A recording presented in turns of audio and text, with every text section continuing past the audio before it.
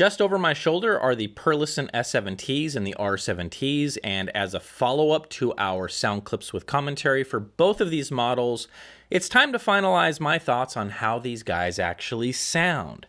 Besides, after the dust settles and it all comes down to speakers that cost as much as a car or maybe a couple of jet skis, we gotta ask the question, who in their right mind would actually buy these?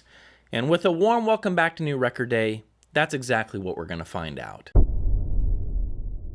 So, it didn't take long for me to decide that knocking out both of these speakers in the same review was the best way to approach this, and it's for a good reason. Setting aside driver material, finish, and some differences in cabinet construction and size, the S7T and the R7T are designed with the same goals and technology. The tweeter array and the driver orientation is the same, the port locations are identical, and even more, and we will chat about this. They sound a lot, and I mean a lot, alike. Getting that out of the way, I'm not going to waste your time by rambling off a spec sheet for either of these speakers, and I would much rather tackle this from a what I experienced, heard, and measured standpoint. So, if you need specs and care about all that kind of stuff, and that's great, I'll have all the links that you need down below. So like I said, I'm not going to bore you with any kind of technical jargon today, and I would much rather spend my time chatting about stuff that you really want to know.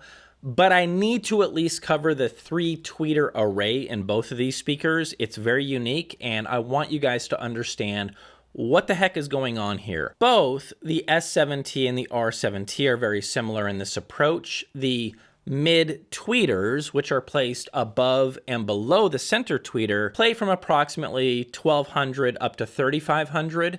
And it's important to understand that if this idea of creating this type of an array was nonsense, it would be audible for many folks out there, but it absolutely would be seen in the measurements and specifically in the vertical response of the speaker. So while we're at it, here is the vertical of the R7T, and in this example, I am moving the microphone up 4 inches at a time, and again, here is the response of the S7T. Again, in both examples, what we don't see is a mess in the vertical response or any indication that this array might be canceling out specific frequencies or having comb filtering issues.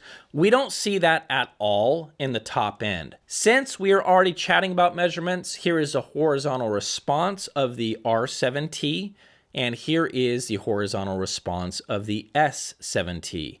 In both of those examples, we see exactly what we want to see, which is a natural fall away in the horizontal response.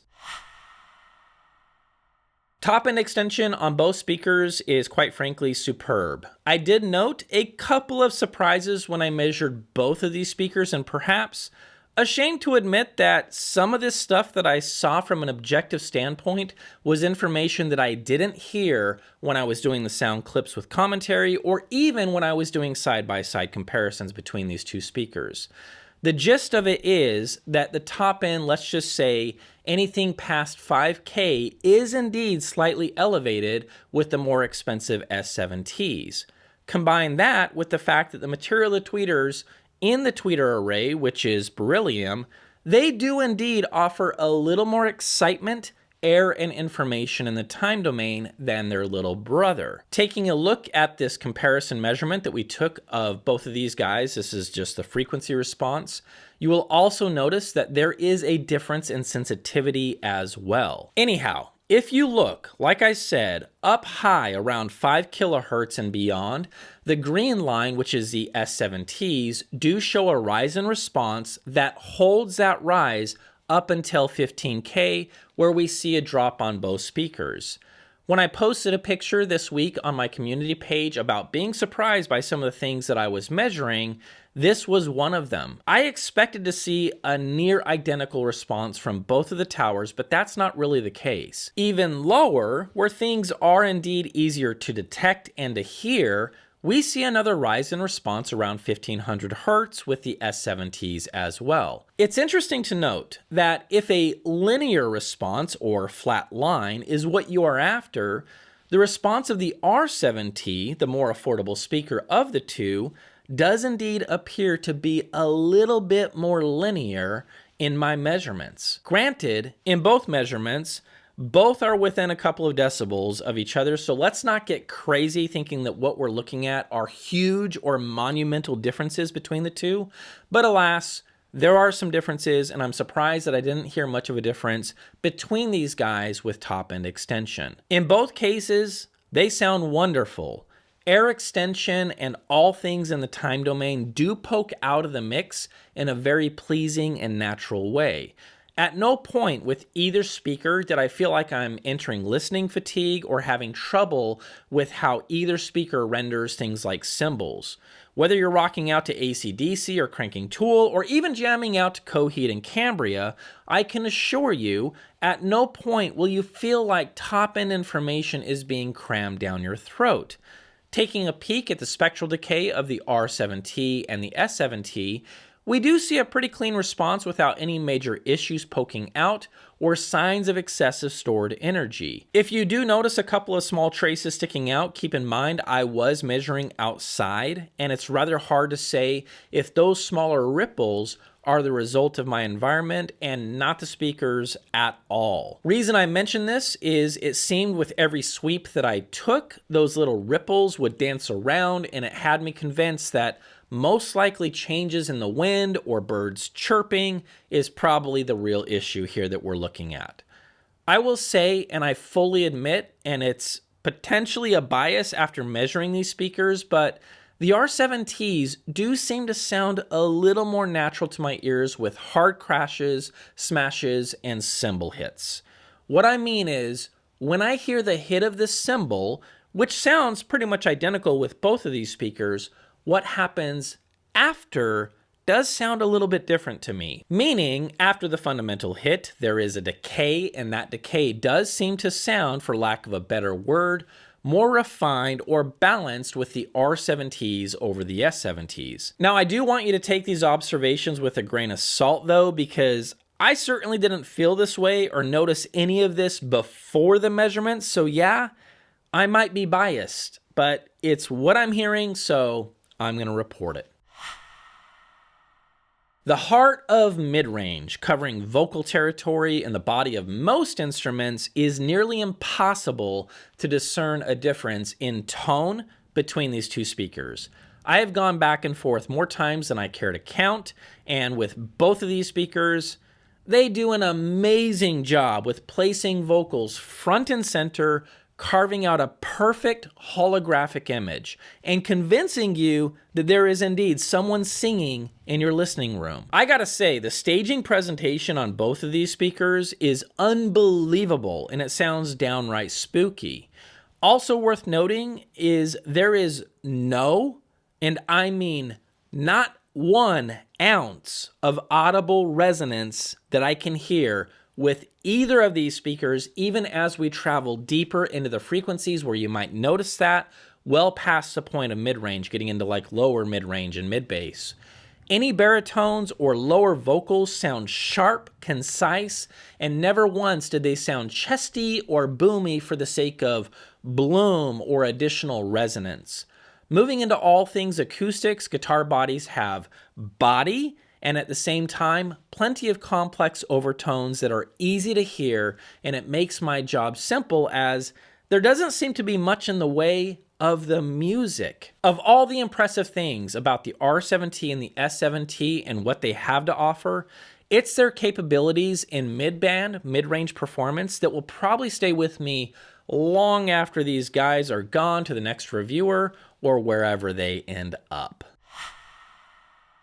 First, both the R7T and the S7T are ported designs, and at a glance, it would be hard to believe this. The ports are actually located at the bottom of the speakers, just above the metal base, and are down-firing. They also come with bass ports, and let me tell you, after my experience with the Concept 500s, check out that review if you haven't seen it, I am now seeing the light that every single ported speaker really should come with these plugs, and it blows my mind that they don't. For folks that have bass overhang or simply too much bass room boom. While these ports certainly won't fix everything, it does reduce and clean up the excess bass in a quick hurry. In my case, where I have footfall issues and a good amount of bloom in my listening room, these made a pretty big difference with tightening things up and giving me a little cleaner presentation where otherwise I just had more bass than I needed or cared for. My only gripe or heads up for you guys with this design on both of these speakers is each and every single time that you want to mess with the ports, you need to take off the metal base, which isn't terribly hard to do, but it's not as quick and easy as just walking up to a speaker and pulling a plug out. The bass on both speakers is very confident, and I'd make the argument that the need for an additional subwoofer would only be worth mentioning if you plan on home theater use. While I'm dealing with footfall issues, as I mentioned before, here in my current listening room, it was clear to me that the bass is clean, quick, and both dig deep enough, even reaching that bottom octave. Again, with most music genres and frequency requirements for two-channel music, I really think a sub isn't necessary and will only add some suspense or boom boom explosions in cinema.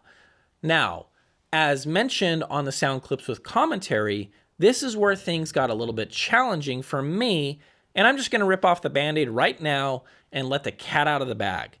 Just because the S7T is an additional $10,000 over their little brothers, that doesn't mean they will offer superior bass, hear me, in every single category. Even more, I actually preferred the R7Ts in all things mid-bass and bass, but before we lose our minds over this, let me explain why you might not feel the same way that I do. I have mentioned it many times that cone material absolutely matters when it comes to bass definition or exposing what texture and tone might be hiding in the music.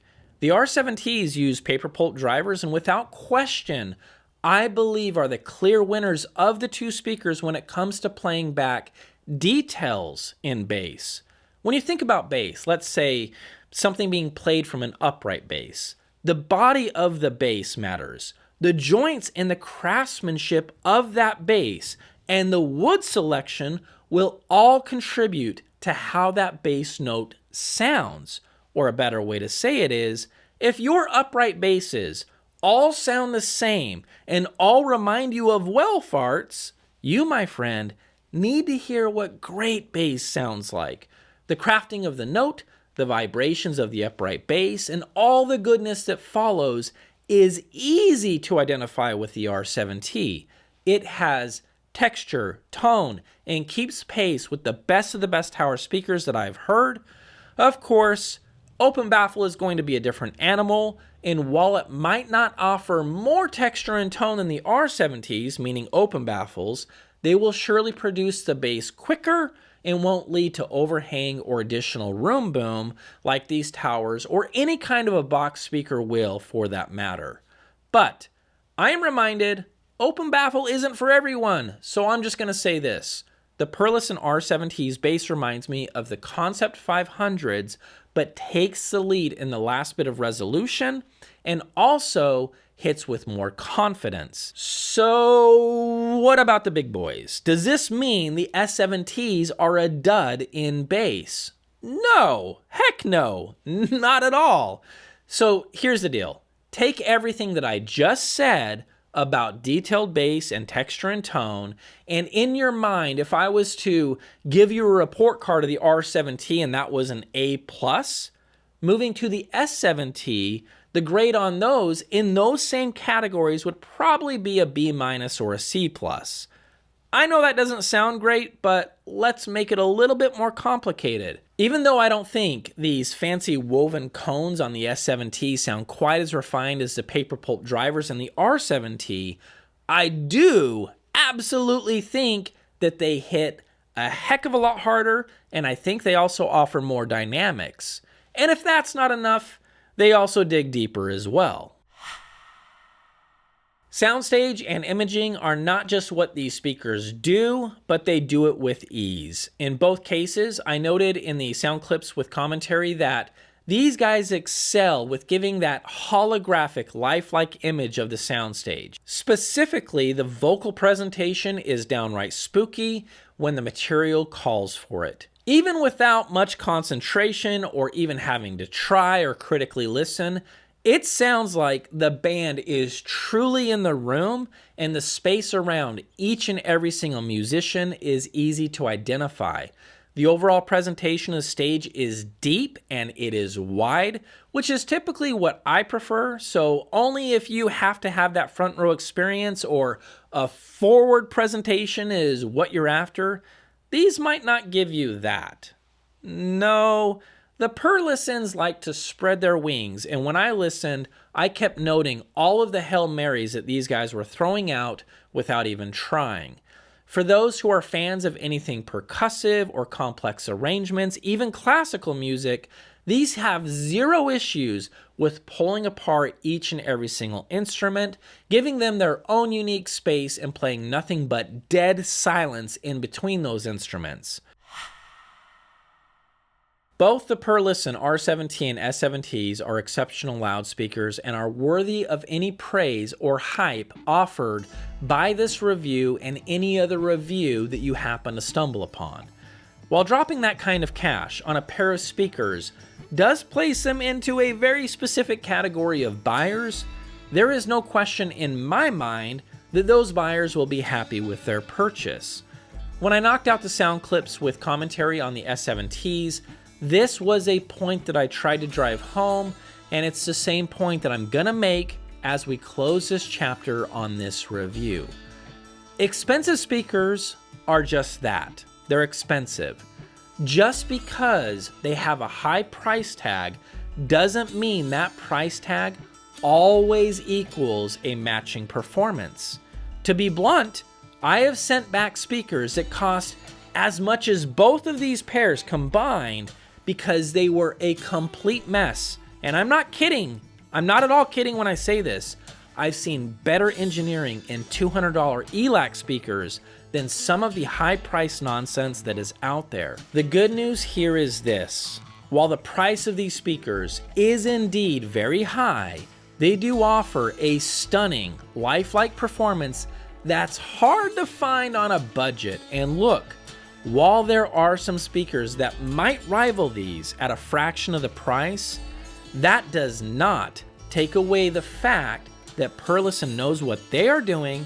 They make incredible loudspeakers that are built for the most discerning audiophiles, and now have my respect for what they have done regardless of the asking price.